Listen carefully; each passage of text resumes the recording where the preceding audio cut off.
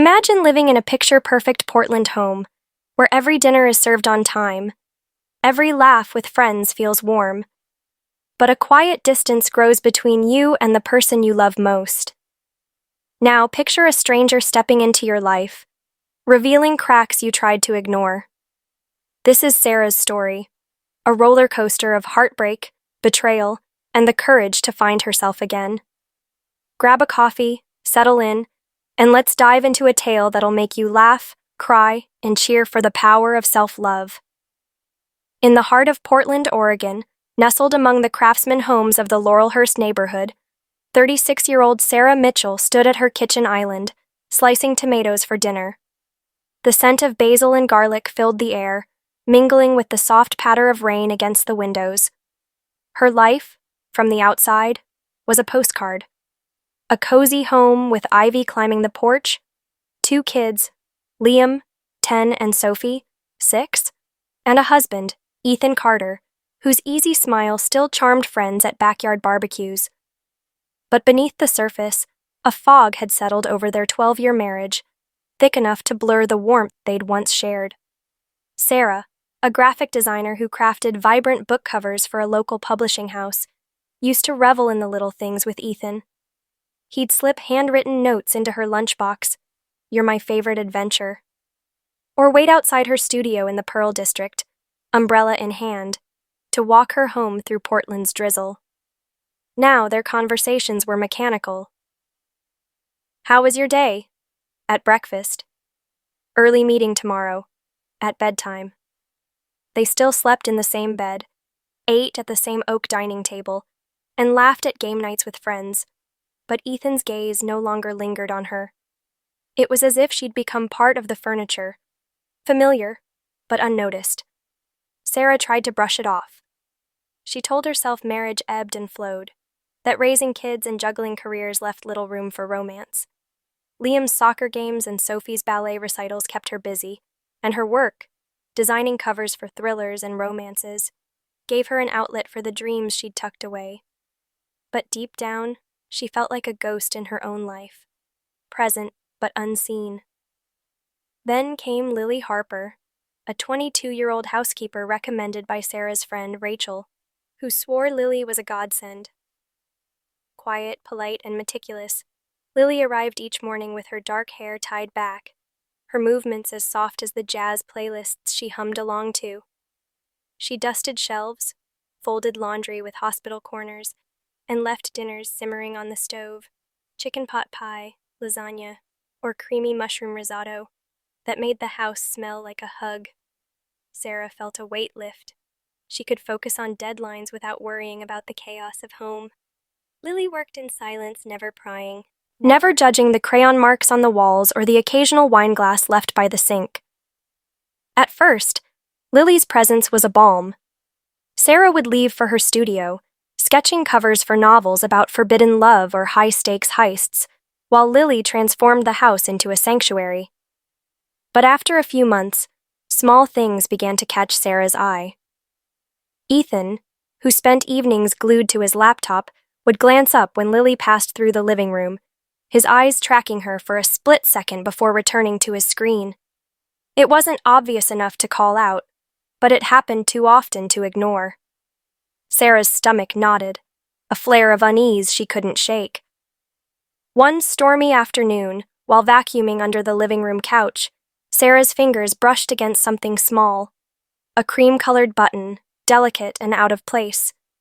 It didn't match her wardrobe, Ethan's, or the kids'. Her heart thudded as she slipped it into a drawer, telling herself it was nothing, a stray piece from a guest's coat maybe. But the button sat there, a tiny question mark she couldn't voice aloud. Speaking it would mean admitting the fog was more than just distance. The unease grew sharper as Sarah began to notice other details. Ethan's phone buzzed with late-night dings he'd silence quickly. Lily's quiet demeanor softened around him, her cheeks flushing when she handed him coffee. One evening, Sarah came home early from a meeting canceled due to the rain. The front door was unlocked, and laughter, light, unguarded, drifted from the kitchen. She'd never heard Lily laugh, not in the 7 months she'd worked there. It was a sound too familiar, too free, lacking the formality Lily used with Sarah. Sarah slipped off her boots and moved quietly, pausing behind a wooden partition. The clink of spoons against mugs filled the air. "You're hilarious," Lily said, giggling. Ethan chuckled, his voice warm in a way Sarah hadn't heard in years. Sarah's chest tightened. She stepped into the kitchen, forcing a smile. "Hey, I'm home!" Ethan flinched, his mug clinking against the counter. Lily's eyes darted to the floor.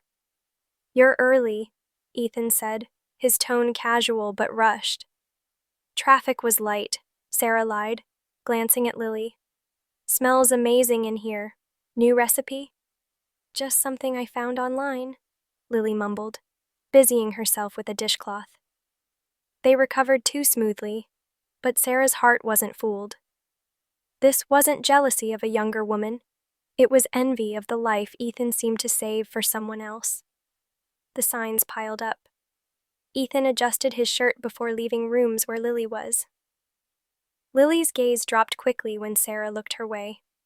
One night, at a dinner with friends in a trendy Selwood restaurant, Ethan played the perfect husband, pulling out Sarah's chair, ordering her favorite Pinot Noir, but his eyes wandered, unfocused. Their laughter felt hollow, a performance for the table. Later, stepping out of the bathroom, Sarah saw Ethan's phone light up on the nightstand. A string of numbers, unsaved, flashed with a message. "Washed the sheets again like you said. I'll be more careful next time." Sarah froze. She'd changed the sheets herself the day before. Her hand trembled, dropping the towel, not because she was certain, but because she no longer needed to be. The phone had no password, no attempt to hide, a betrayal so careless it assumed she wouldn't dare look. Sarah didn't cry. She didn't scream. She placed the phone back and walked to the backyard, where Lily was hanging laundry under the porch light. The young woman froze, her eyes wide. Sarah's voice was calm. "Lily, if you need time off, just tell Ethan. With me, you don't have to say anything." Lily nodded, her gaze heavy with unspoken truths. No excuses, no denials. That night, Sarah didn't sleep beside Ethan. She retreated to her home office, pulling out an old journal from their early years.